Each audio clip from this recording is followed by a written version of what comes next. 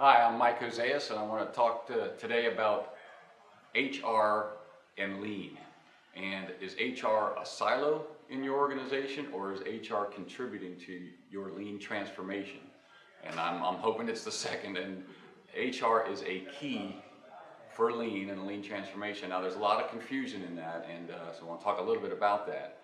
Because if lean is a set of tools, and specifically even manufacturing or operations, and we're only worried about just-in-time and standardized work and Kanban, then I get the question, well, what's lean? What's HR have to do with that lean? And if that's your definition of lean, then I'd have to agree with you.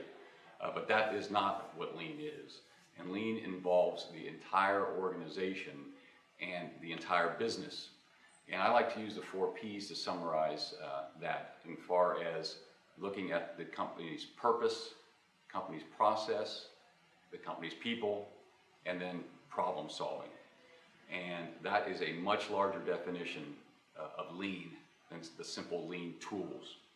And so HR cannot be in a silo with that definition. In fact, HR has to lead that definition. So we want to connect. And specifically for HR, what I like to talk about, because we have roles of HR that are out there. And so when we hear about HR as a strategic partner, then that links right in with that purpose discussion.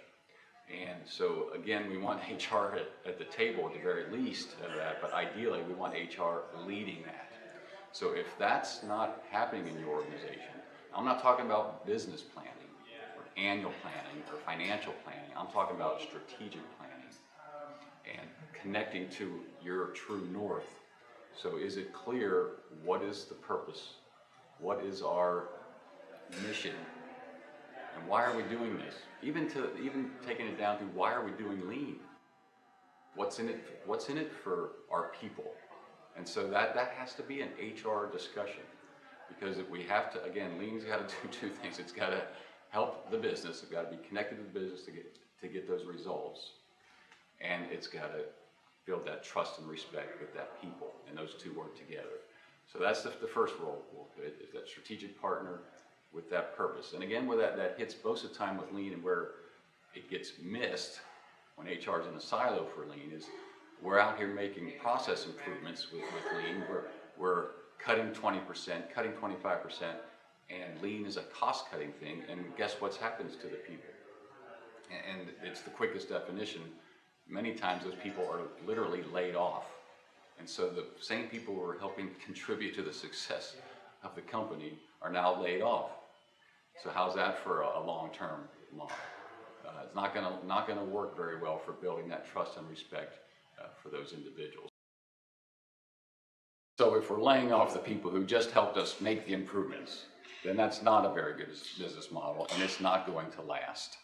And again, this is different. This is different than traditional manufacturing or different organizational management, because lean is looking at the long-term prosperity of all stakeholders, not just the shareholders.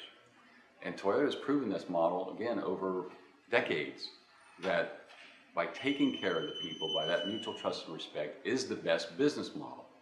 And again, we're not going to take that just to the team members. HR's role and responsibility in that purpose block is to take it to all stakeholders. So now we're including family, we're including community, we're including society, the environment, suppliers, customers. So HR owns that process to make sure all of those people are in the equation, all of those stakeholders, and their mutual long-term prosperity is also be considered when we make business decisions. So HR is kind of the advocate for that.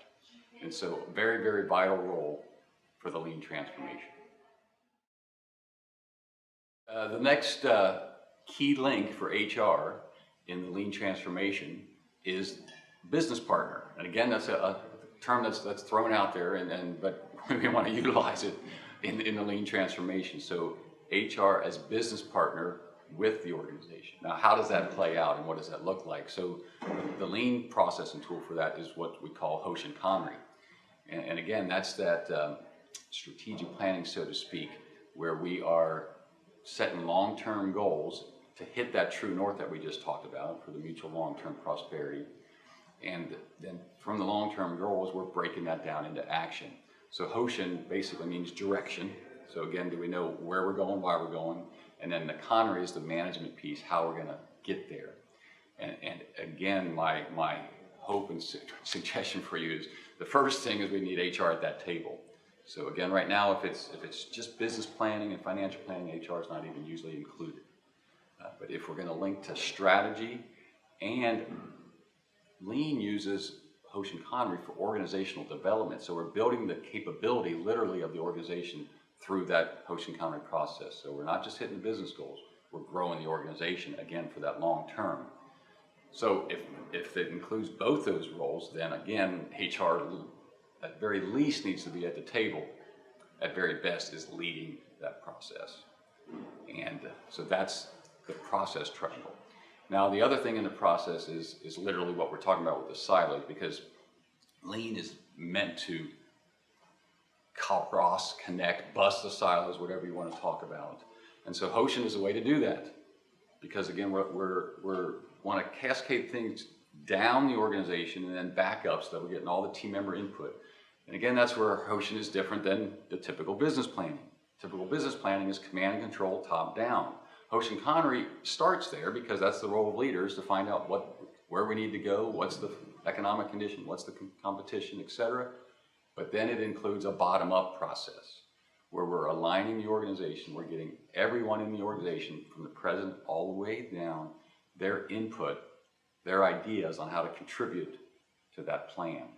So again, that involves the people. So now HR, a lead for that. So by definition, again, HR is going to be a critical role. And if we do the lean processes and HR leads them, then by definition, we'll bust those silos. So that's the process category. Now process also includes, in the organization, things like standardized work, things like flow.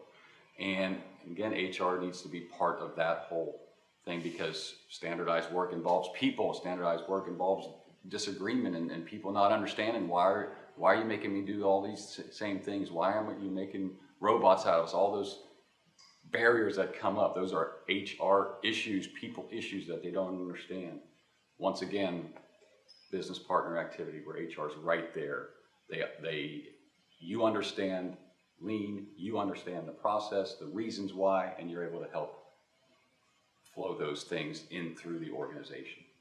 Which then leads us to the third P, which we've already obviously been talking about, is the people. And so how do we engage those people? Now we have to have HR processes and HR strategies to do that. Again, if we have our true north, we know that this is the way we want to do our business, then that's the starting point.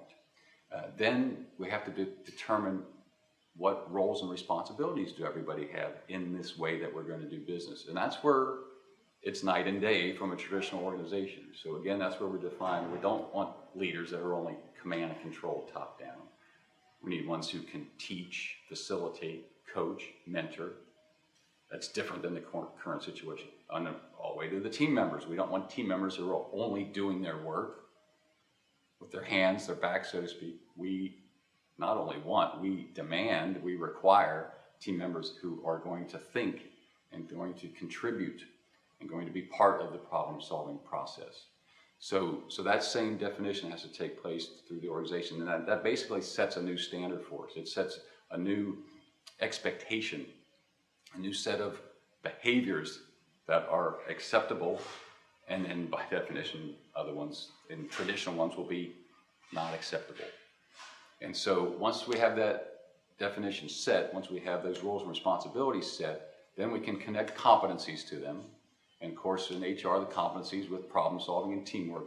Now we can design all the HR systems to help attract people that have those competencies, select people who have those competencies, and obviously the key point being, if folks don't have both of those, then they're not going to be in our organization. Or if leaders don't have both of those, they're not going to get promoted. In fact, we're going to be coaching them in their current role to stay successful in their current role even. And so this is, again, demands a lot of discussion and different barriers when I talk to groups, is what do we do with those the old folks, the legacy folks, the ones who've been around a while that aren't getting it. Well, again, we have to be clear on what it is we want them to get. We have to define what is that role and responsibility. Then we have to give them the coaching, the development to get there, because they've been here 10 years, 20 years, 30 years, and they've been promoted on the old model. So we have to take responsibility to give them the opportunity for success. And in my experience, most of the times, folks in those current roles are both willing and able to make that change. Then it's up to us to find out if somebody's not. Well, I always tell people if they're not willing, it goes a lot quicker. If they're not able, I'm going to work with them, but they're willing, I'm going to work a long, long time to make sure I can get them to do it. And then if they're finally not able, then we're going to work with them, hopefully within the organization, to find another role that they are able to do. And again, as you can see, hopefully we're hitting this over and over, this true north of mutual trust and respect and continuous improvement is this balance HR will bring to the organization and has to bring to the organization. And finally, problem solving. And again, HR should lead that process. Somebody just asked me yesterday, well, why would HR lead problem solving? And hopefully in this context of the 4 Ps, you understand why, because we're saying from our true north, everybody, mutual long-term prosperity, how do we get that? By everybody solving problems. How do we get that? Well, we have to have the HR systems that, again, attract, select, and develop problem solvers.